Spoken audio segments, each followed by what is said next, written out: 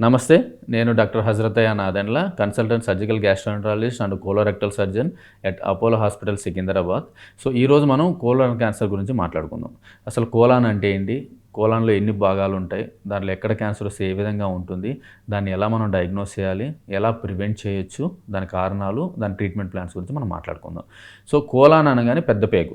పెద్ద పేగులో చాలా రకాల భాగాలుంటాయి. రైట్ సైడ్ పేగు, మధ్యలో భాగం, లెఫ్ట్ సైడ్ పేగు, తర్వాత సిగ్మాయిడ్ కోలాన్, లాస్ట్ భాగం రెక్టమ్ అంటాం, తర్వాత మోషన్ ఓపెనింగ్. ఇలా మల్టిపుల్ ఏరియాస్ ఉంటాయి. ఎక్కడ వచ్చిందనే దాన్ని బట్టి మనకి సిమ్టమ్స్ కూడా మారిపోతాయి. అండ్ సెకండ్ ఎవరిలో వస్తది? అంటే జనరల్‌గా ఏజ్ 45 ఇయర్స్ దాటిన వాళ్ళకి, processed meat, red meat, smoking, alcoholism, western diet, vegetables తక్కువ తీసుకునే వాళ్ళు, వీళ్ళందరికీ సెడెంటరీ లైఫ్ స్టైల్ ఉండే వాళ్ళకి ఎక్కువ వచ్చే అవకాశాలు ఉంటాయి. దాంతోపాటు ఫ్యామిలీ హిస్టరీ అంటే మదర్, ఫాదర్ కానీ 2 జనరేషన్స్లో కానీ కోలాన్ క్యాన్సర్ కానీ ఉంటే చిల్డ్రన్స్లో కూడా వచ్చే అవకాశాలు ఎక్కువ. ఇంకొకటి FAP సిండ్రోమ్ అంటాం. దీంట్లో కూడా ఏంటంటే చిన్నపిల్లలు వితిన్ 18 to 25 ఇయర్స్లో కూడా కోలాన్ క్యాన్సర్ వచ్చే అవకాశాలు ఎక్కువ ఉంటాయి.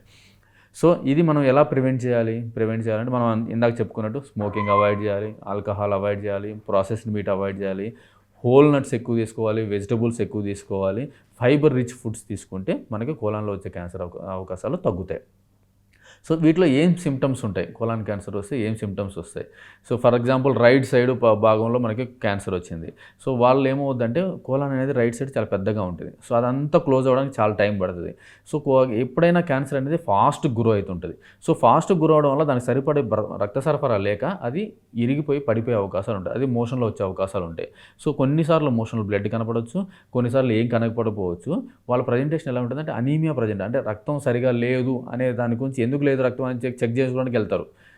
కోలాన్లో క్యాన్సర్ ఉన్నట్టు, లేదా కాన్స్టిపేషన్, మోషన్ రాకపోవడం, ఇవన్నీ సిమ్టమ్స్ ఉండవు. వాళ్ళు ఏంటంటే మాకు కొంచెం నడిచినా కూడా ఆయాసం వస్తుంది, కళ్ళంతా తెల్లగా అయిపోయినాయి అనే దాని గురించి వెళ్తారు. అప్పుడు టెస్ట్ చేస్తే ఏంటంటే మనకి రివర్స్లో ఓకే పెద్ద పేగులో క్యాన్సర్ ఉంది, దాని నుంచి బ్లీడింగ్ అయిపోవడం వల్ల ఇలా అయిందనేది తెలుస్తుంది. సెకండ్ లెఫ్ట్ సైడ్లో క్యాన్సర్లు వస్తే జనరల్గా పేగు అనేది చిన్నగా ఉంటుంది. అది వచ్చేవన్నీ మూసుకుపోయే క్యాన్సర్లు వస్తాయి.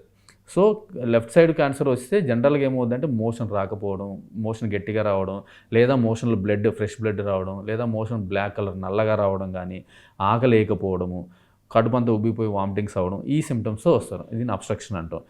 ఇది లెఫ్ట్ సైడ్ వచ్చే క్యాన్సర్లు. ఇంకొకటి కోలోరెక్టల్ క్యాన్సర్ అంటాం. అంటే లాస్ట్ 15 సెంటీమీటర్స్ పెద్ద పేగులో వచ్చే క్యాన్సర్ని కోలోరెక్టల్ క్యాన్సర్స్ అంటాం. వీటిలో కూడా మోషన్కి వెళ్ళినప్పుడు ఫ్రెష్ బ్లడ్ పడిపోవడం, ఆకలేకపోవడం, ఇలాంటి రీజన్స్ ఉంటాయి. మనకి ఎక్కడ వచ్చిందనే దాన్ని బట్టి మనకి ట్రీట్మెంట్ మారిపోద్ది. For example right side, left side భాగంలో వచ్చింది, ఓన్లీ బ్లీడింగే ఉంది, పెయిన్ ఉంది, మిగతా సిమ్టమ్స్ ఏమి లేవు అనుకోండి, మనం CT స్కాను, తర్వాత అవసరమైతే PET స్కాన్ చూసుకొని దాన్ని బట్టి మనం ల్యాప్రోస్కోపీలో ఆ పేగును అట్లీస్ట్ ఒక 20 సెంటీమీటర్స్ మనం పేగుని తీసేస్తాం. అట్లీస్ట్ 5 సెంటీమీటర్స్ అటు సైడ్ ఇటు సైడ్ మళ్ళీ క్యాన్సర్ లేకుండా ఉండడానికి అది తీసేసి మనం చేస్తాం. ఎలా డయాగ్నోజ్ చేస్తాం దీన్ని? ఫస్ట్ అనేది ఎప్పుడైనా పేగులో క్యాన్సర్ వస్తే కొలనోస్కోపీ అనే టెస్ట్ చేస్తాం. ఎండోస్కోపీ లాగే మోషన్ ఏరియాని అంతా ఒకసారి చెక్ చేస్తాం. ఒక ఏరియాలో ఫర్ ఎగ్జాంపుల్ లెఫ్ట్ సైడ్ ఒకసారి ఉంది అనుకోండి, మనం రైట్ సైడ్ భాగాన్ని కూడా చూడాలి, ఎందుకంటే మల్టిపుల్ ప్లేస్లో వచ్చే అవకాశాలు కూడా ఎక్కువ. అందుకని ఖచ్చితంగా మనం కొలనోస్కోపీ అనేది చేస్తాము. దాని తర్వాత ఒకవేళ అవసరమైతే దాంట్లో చిన్న బయాప్సీ తీసుకొని ప్రూవ్ చేయడానికి బయాప్సీ తీసుకుంటాం.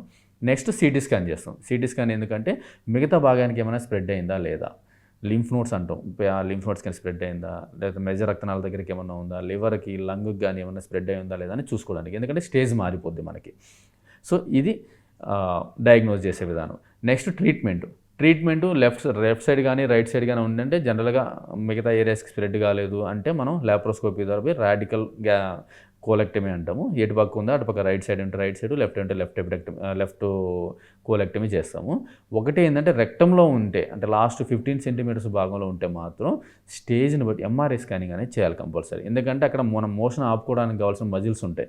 అది ఇన్వాల్వ్ అయిందా లేదా, ఆ మజిల్స్ స్పేర్ అయినాయా లేదా, ఏ స్టేజ్లో ఉంది అనే దాన్ని బట్టి, ఒకవేళ దాన్ని థ్రెటెండ్ మార్జిన్ అంటే చాలా దగ్గరగా ఉంది ఆ స్ఫింక్టర్స్కి అంటే మనం ఫస్ట్ కీమో రేడియేషన్ ఇస్తాం సర్జరీ కన్నా ముందు. ఆ కీమో రేడియేషన్లో ఎలా అంటే మల్టిపుల్ టైప్స్ ఉంటాయి. ఒకటి షార్ట్ టర్మ్, ఒక లాంగ్ టర్మ్ అని. జనరల్గా లాంగ్ కోర్స్ కీమో రేడియేషన్ అంటే ఒక 5 to 6 వీక్స్ మనం రేడియేషన్ కీమో మందులు ఇచ్చి దాని సైజ్ తగ్గించి మళ్ళీ MRI స్కానింగ్ చేసి చూసుకుని దాని తర్వాత మనం సర్జరీ చేస్తాము. ఇది రెక్టల్ క్యాన్సర్లు. ఎందుకంటే కొంతమందికి ఏంటంటే ఈ కీమో రేడియేషన్ వల్ల 100% క్యాన్సర్ అనేది మొత్తానికి తగ్గిపోవచ్చు.